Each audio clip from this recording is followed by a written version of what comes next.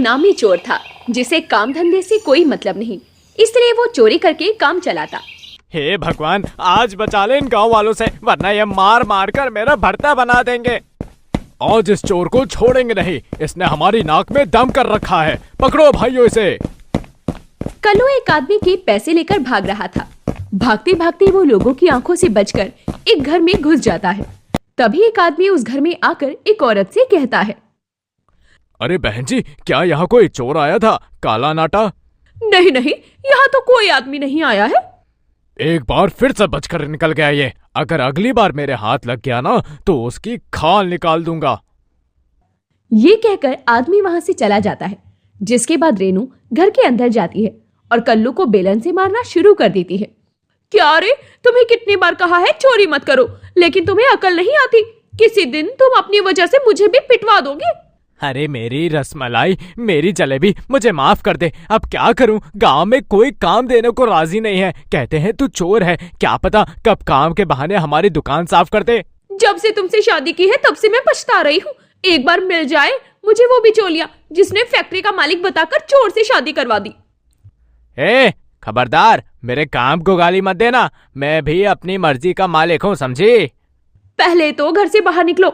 जब तक मेहनत से कमाकर पैसे नहीं लाओगे तब तक घर में मत घुसना। इतना कहकर रेनू उसे घर से बाहर निकाल देती है। हे भगवान, अब मैं मेहनत से कहाँ से काम करके लाऊं? खैर कोई बात नहीं, अभी तो मेरे पास पैसे हैं, उनसे कुछ खा लेता हूँ।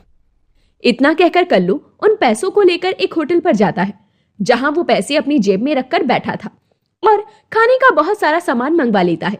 लेकिन जब बिल देने की बारी आती है, उसके पैसे उसकी जेब में नहीं होते। लाओ भैया, पैसे दो। अरे मेरे पैसे कहाँ गए?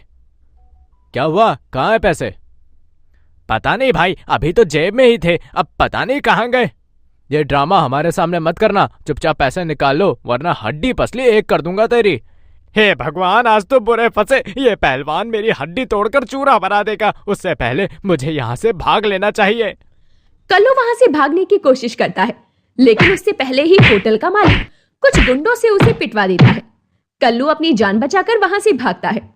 रास्ते में उसे वो आदमी मिल जाता है जिसके उसने पैसे चोरी किए थे।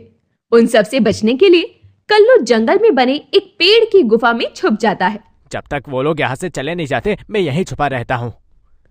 काफी देर तक कल्लू के ना मिलने पर सभी निराश होकर लौट जाते हैं।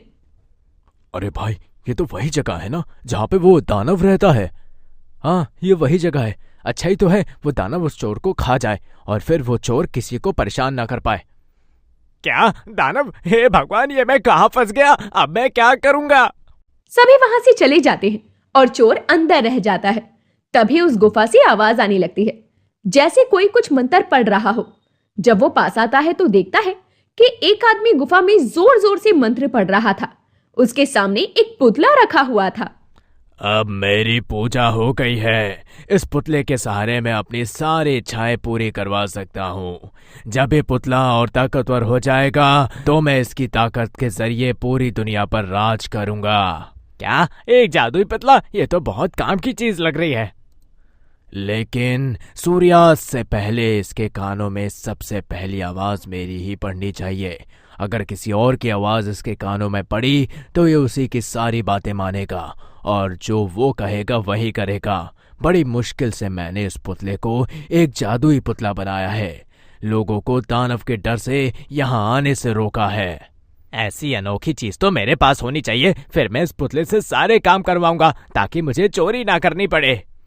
अभी सूर्यास्त में थोड़ा समय है, तब तक मैं स्नान कर लेता हूँ। अघोरी के जाते ही कल्लू उस पुतले को चुरा लेता है और वहां से भाग जाता है। सूर्यास्त होते ही उसके कान में कहता है, ए जादुई पुतले, मेरी बात सुन। आज से मैं ही तेरा मालिक हूँ, जो मैं कहूँगा वही करेगा तू। जो हुक्म मेरे आका। अरे वाह, ये पुतला तो सच में बोलने लगा और मेरी बात भी मान रहा है। मुझे जोर की भूख लगी है, जादुई पुतले मुझे खाना दो। जो हुक्म। कल्लू के ये कहने पर वो पुतला उसे बहुत सारा खाना देता है, जिसे देखकर वो बहुत खुश हो जाता है और सारा खाना खाकर पुतले से कहता है, मुझे अब मेरे घर जाना है। पुतला अपने जादू से उसे उसके घर ले आता है। अचानक अपने पति और पुतले को देखकर रेनू हैरान हो जाती है। अजी, ये कौन है? किसे उठाकर ले आए घर? और अचानक तुम यहाँ कैसे आ गए? शांत हो जा देवी, मैं तुझे सब कुछ बताता हूँ। कल्लू रेनू को सब कुछ बता देता है। अरे वाह, क्या ये सच है? हम इसे जो कहेंगे वो ये करेगा? हाँ, ये वो सब करेगा जो हम कहेंगे। जादुई पुतले, मुझे बहुत सारे सोने के गहने चाहिए। रेनू के कहते ही उसके पास बहुत सारे गहने आ जाते हैं। अरे वाह, ये तो सच में बहुत अच्छा पुतला है। अब हम इससे ही सारा काम करवाया करेंगे। हमें अब कोई काम करने की जरूरत नहीं पड़ेगी। दूसरी ओर अघोरी अपनी उस पुतले को गुफा में ना पाकर बहुत हैरान हो जाता है। मेरा पुतला किसने चुरा लिया? मैं उसे छोड़ूंगा नहीं। जिसने भी ये किया है अब उसकी खैर नहीं है। अघोरी अपने पुतले की तलाश में निकल जाता है। यहाँ रेनू और कल्लू उस पुतले से अपने घर के सारे काम करवाते हैं। अब उन्हें कुछ भी करने की जरूरत नहीं पड़ती। वो पुतला 1 मिनट में उनका सारा काम कर दिया करता। अरे रेनू, जब से ये पुतला आया है तुम बहुत आलसी हो गई हो। थोड़ा बहुत काम कर लिया करो और हर वक्त अपने जेवरात पहनकर मत घूमा करो, वरना गांव वालों को हम पर शक हो जाएगा। तुम चुप रहो। तुमने कभी खुद से कमाकर मुझे कुछ नहीं दिलाया है। मुझे अब इस पुतले ने ये सब कुछ दिया है, तो तुम्हें दिक्कत हो रही है? अच्छा, तो तुझे लगता है ये सब इस पुतले की वजह से हो रहा है? अगर मैं ये पुतला ना लाता तो वही पुराने कपड़े पहनकर घूम रही होती। हाँ, तो तुम कौन सा सेठ धनराम बन गए हो? अरे रहोगे तो चोर ही। मुझे गुस्सा मत दिला, वरना मैं इस पुतले से कहकर तुझे जान से मरवा दूंगा। अच्छा, तुम मुझे जान से मारोगे? मैं कहती हूँ जादुई पुतले, इसे ही जान से मार दे। अरे क्या कह रही है? ये सच में मार देगा। रेनू के इतना कहते ही पुतला कल्लू का गला दबाने लगता है। ये देखकर रेनू डर जाती है। अरे मैंने तो गुस्से में कह दिया था, ये तो सच में तुम्हें मार रहा है। ऐसे मत मार, अरे ऐसे मत मार, मेरे पति है वो। मुझे दिया गया कार्य मैं पूरा करके ही रहता हूँ। रेनू को कुछ भी समझ नहीं आता कि वो अपने पति को कैसे बचाए। वो पास से एक डंडा उठाकर उसे जोर जोर से मारती है। पुतला मिट्टी का बना हुआ था, इसलिए वो टूटकर चूर चूर हो जाता है। हे भगवान, बच गए आज तो, वरना ये मुझे मार ही डालता। माफ कर दो, मुझे नहीं पता था ये तुम्हारी जान ले लेगा। ऐसा जादुई पुतला होने से तो अच्छा है कि हम पहले जैसे गरीब ही ठीक हैं। हाँ, जान से ज्यादा कुछ नहीं है। मैं मेहनत करने को राजी हूँ, लेकिन मरने के लिए नहीं। रेनू और कल्लू दोनों ही उस पुतले से जान बचने पर भगवान को धन्यवाद करते हैं। रोहन अपनी बूढ़ी माँ के साथ रहा करता था। अच्छी पढ़ाई करने के बाद भी रोहन को कोई नौकरी नहीं मिल रही थी। घर में उसकी बीमार बूढ़ी माँ और घर की सभी जिम्मेदारियां, ये सभी बातें अक्सर उसे परेशान करती। क्या हुआ रोहन बेटा, तू बहुत परेशान लग रहा है। कुछ नहीं माँ, अब आपकी तबीयत कैसी है? क्या बताऊं बेटा, ये कमबख्त खांसी रुकने का नाम ही नहीं ले रही। ऐसा लगता है कि मेरी जान लेकर ही मानेगी। नहीं माँ, ऐसा मत कहिए। आपके अलावा और है ही कौन मेरी जिंदगी में? बेटा, तेरी तो पूरी जिंदगी बाकी है। मुझ बूढ़ी के बचे हुए कुछ जो दिन हैं, उसी में अपने बेटे का बसा हुआ घर और उसकी कामयाबी देखना चाहती हूँ। शायद जीते जी नहीं देख पाऊंगी। गीता की बात सुनकर रोहन निराश हो जाता है। अगले दिन वो काम की तलाश में जाता है। पूरा शहर घूमकर भी उसे कहीं काम नहीं मिलता। वो एक पेड़ के पास निराश होकर बैठ जाता है। अब मैं क्या करूं, कुछ समझ नहीं आ रहा है। अगर ऐसा ही चलता रहा तो माँ का इलाज कैसे करवाऊंगा? तभी उसके आगे एक ऑटो चालक आता है और रिक्शा रोककर कहता है, क्या हुआ बेटा, कहाँ जाना चाहते हो? कहीं नहीं अंकल जी। क्यों बेटा, इस दुनिया में हर इंसान अपनी मंजिल तक जाना चाहता है। तुम्हें तुम्हारी मंजिल पर नहीं जाना? मंजिल तो है, लेकिन रास्ता नहीं मिल रहा है। कुछ समझ नहीं आ रहा, कैसे जाऊं, कहाँ जाऊं? सब कुछ भगवान पर छोड़ दो और आओ मेरे रिक्शा में बैठ जाओ। इससे क्या होगा? मेरी परेशानियां कम तो नहीं होने वाली। मैं तुम्हें तुम्हारी मंजिल तक पहुंचा दूंगा। आदमी रहस्यमय तरीके से रोहन से बात कर रहा था। रोहन भी उसकी बातों में खोकर उस रिक्शा में बैठ जाता है। रिक्शा वाला रिक्शा शुरू कर देता है। कुछ ही देर में रास्ता बिल्कुल बदल जाता है। ये आप मुझे कहाँ लेकर जा रहे हैं? मुझे घर जाना है और ये रास्ता मेरे घर का नहीं है। बेफिक्र होकर बैठे रहो, मैं तुम्हें सही जगह लेकर जाऊंगा। मुझ पर विश्वास रखो। रोहन को कुछ भी समझ नहीं आ रहा था। वो भगवान के भरोसे उस रिक्शे में बैठा था। तभी अचानक रिक्शा रुक जाता है। यहाँ रिक्शा क्यों रोका? मैं यहाँ नहीं रहता। यही तुम्हारी मंजिल है, जाओ, मंजिल इंतजार कर रही है। यहाँ भला क्या हो सकता है? रोहन बाहर निकलता है और पीछे मुड़कर देखता है। ऑटो गायब हो चुका था।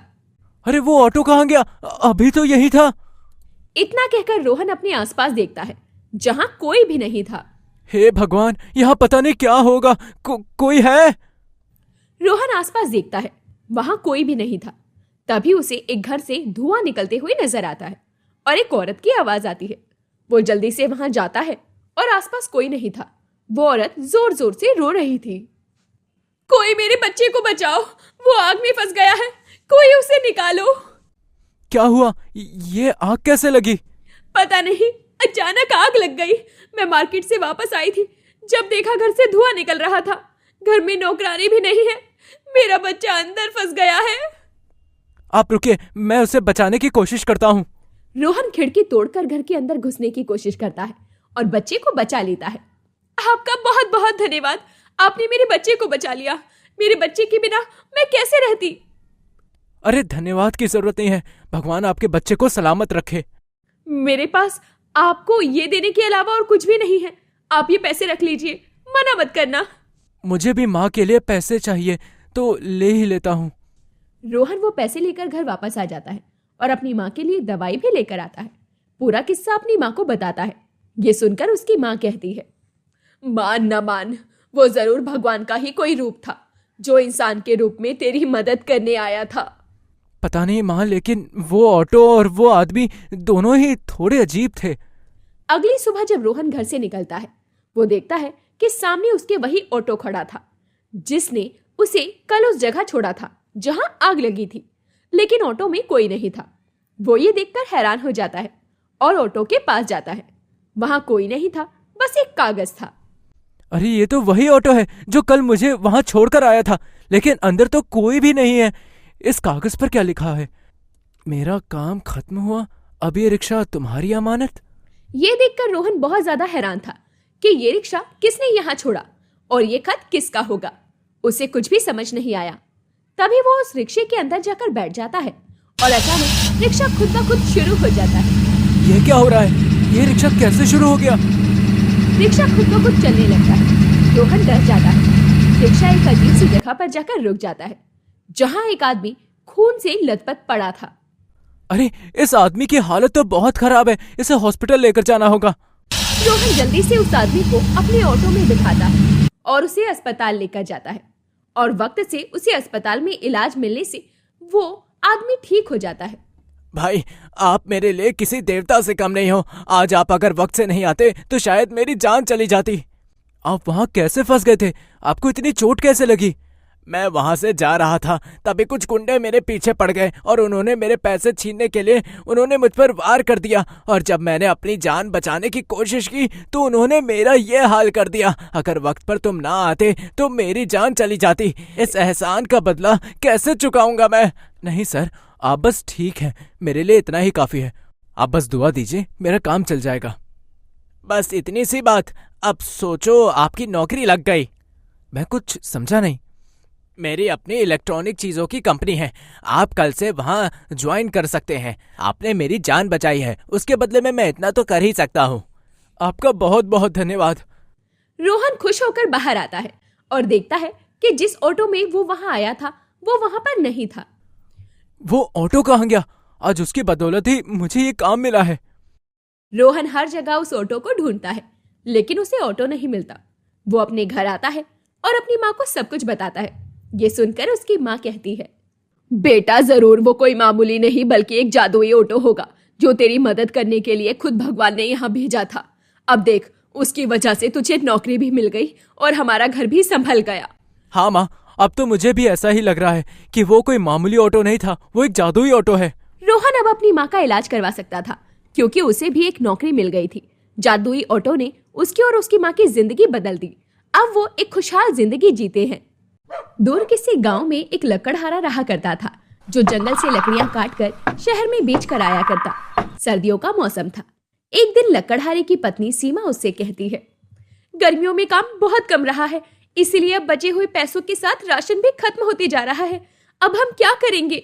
अरे चिंता क्यों करती हो, सर्दियां आ गई हैं। अब देखना कैसे दनादन लकड़ियां बिकेंगी और हमारी सभी परेशानी दूर हो जाएंगी। भगवान करे ऐसा ही हो। रामू सुबह सुबह जंगल से एक लकड़ी काटकर अपने सर पर रखकर शहर की ओर जाता है और वहां बेचने लगता है। तभी एक सेठ रामू के पास आकर कहता है, मैंने सुना है तुम जंगल से लकड़ियां लेकर आते हो। जी, आपने बिल्कुल सही सुना है। एक हफ्ते बाद मेरी बेटी की शादी है और खाना बनाने और आग जलाने के लिए हमें बहुत सारी लकड़ियों की जरूरत पड़ेगी। क्या तुम मेरे लिए 50 किलो लकड़ियां ला दोगे? क्या कहा, 50 किलो? हाँ, मैं तुम्हें अभी कुछ पैसे दे देता हूँ और बाकी के पैसे काम पूरा होने के बाद। लेकिन काम में देरी नहीं होनी चाहिए। मुझे एक हफ्ते में हर रोज 10 किलो लकड़ियां चाहिए। ये लो कुछ पैसे, बाकी के पैसे काम पूरा होने पर दूंगा। ये पर्ची ले लो, यहाँ लकड़ियां पहुंचा देना। भगवान का लाख लाख शुक्र है। अब मुझे एक हफ्ते तक बाजार में लकड़ियां नहीं लानी पड़ेगी। लेकिन 10 किलो लकड़ियां मैं शहर तक लेकर कैसे जाऊंगा? तभी उसे एक गधा पेड़ के नीचे आराम करता हुआ नजर आता है। हाँ, मुझे एक गधा लेना चाहिए जो रोज लकड़ियां लाने में मेरी मदद कर सकेगा। रामू उस गधे को एक आदमी से खरीद लेता है। अजीब बात यह थी कि वो गधा उसे बहुत ही कम दामों पर मिल जाता है, जिसे लेकर वो अपने घर आता है और अपनी पत्नी को बताता है। ये तो बहुत अच्छी बात है जी, आपको ये काम मिल गया। अब हमारी सारी परेशानी खत्म हो जाएगी। हाँ, कल सुबह मैं इस गधे को लेकर जंगल चला जाऊंगा और वहां से लकड़ियां काटकर इस पर लाद कर शहर ले जाऊंगा। अगली सुबह रामू गधे को लेकर जंगल की ओर चल देता है और लकड़ियां काटकर उसके ऊपर लाद देता है। हो गया सारा काम। चल मेरे गधे महाराज। रामू गधे को आगे चलने के लिए रस्सी खींचता है, लेकिन गधा वहां से एक कदम भी नहीं बढ़ता। अरे, अब तुझे क्या हुआ? आगे बढ़ना, आगे बढ़ना मेरे भाई। सुबह से तो आराम करने में लगा है और कितना आराम करेगा। चल। गधा अभी भी टस से मस नहीं होता।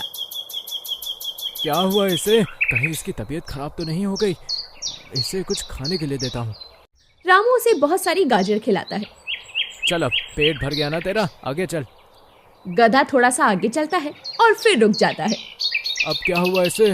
हे भगवान, ये कैसा आलसी गधा ले लिया है मैंने। क्या करूँ अब? रामू के पास एक डंडा था। वो गधे के पीछे डंडा मारता है और वो थोड़ा चलने लगता है, लेकिन गधा इतना आलसी था कि बार बार रुक कर चलने लगता है। बहुत मुश्किल से वो शहर तक जाता है। अरे भाई, तुमसे मैंने कहा था ना टाइम से लकड़ियां लेकर आना। तुमने तो आज ही इतनी देर कर दी। अब बाकी के दिन क्या ऐसे ही लेकर आओगे? माफ करना सेठ जी, वो मेरा गधा थोड़ा आलसी है, बस इसलिए देर हो गई। मैं कुछ नहीं जानता। तुम्हारा गधा चाहे आलसी है या जो भी है, मुझे मेरा माल टाइम पर चाहिए, वरना जो पैसे दिए हैं वो भी ले लूंगा। नहीं नहीं सेठ जी, कल से देर नहीं होगी। रामू वहां से निराश होकर आता है। उसे यूं उदास देखकर सीमा कहती है, क्या हुआ जी, आप इतने उदास क्यों हो? सामान तो समय से पहुंच गया ना? सामान तो पहुंच गया, लेकिन आज इस गधे की वजह से ये काम मेरे हाथ से निकल जाता। लेकिन क्यों और कैसे? रामू सीमा को आलसी गधे के बारे में बताता है। ये सुनकर सीमा कहती है, ऐसी बात है तो आप चिंता मत कीजिए, कल से इस आलसी गधे का इलाज मैं करती हूँ। क्या इलाज? कैसा इलाज? वो आप मुझ पर छोड़ दीजिए, ये गधा अब आलसी नहीं रहेगा। अगली सुबह सीमा भी रामू के साथ जंगल जाती है। जब रामू सभी लकड़ियां काटकर गधे पर लादता है तो सीमा एक गाजर को एक डंडे के सहारे रस्सी से बांधकर रामू के हाथ में दे देती है और कहती है, इसे बस आप मंजिल तक पहुंचने तक इस गधे के सामने लटकाए रखना, फिर देखना ये गधा खुद ब खुद कैसे आगे आगे फुर्ती में चलता है। क्या सच में ये आइडिया काम करेगा? हाँ, जरूर करेगा। रामू उस गाजर का लालच उस गधे को देता है और उसे सामने लटका देता है, जिसे खाने के लालच में गधा खुद ही बिना आलस के आगे बढ़ने लगता है। अरे वाह सीमा, तुम्हारी तरकीब तो काम कर गई। अब ये आलसी गधा खाने के लालच में सारा आलस भूल जाएगा और खुद ब खुद मेहनत करेगा। सीमा की योजना काम कर जाती है और अब अपने आलसी गधे की वजह से रामू का काम भी नहीं रुकता। आखिर में गधे को भी बहुत सारी गाजर खाने को मिल जाती है। धीरे धीरे हफ्ता गुजर जाता है और सीमा से रामू कहता है, मुझे तो मालूम ही नहीं था कि मेरी पत्नी इतनी समझदार है। मालूम कैसे होता? आखिर आप भी तो इस गधे के साथ रहकर गधे बन गए थे। क्या तुमने मुझे गधा कहा? नहीं तो, मैंने तो बस उस गधे को गधा कहा। सीमा और रामू अब हंसी खुशी उस गधे के सहारे शहर में लकड़ियां पहुंचाने का काम किया करते और अच्छी आमदनी कमाते।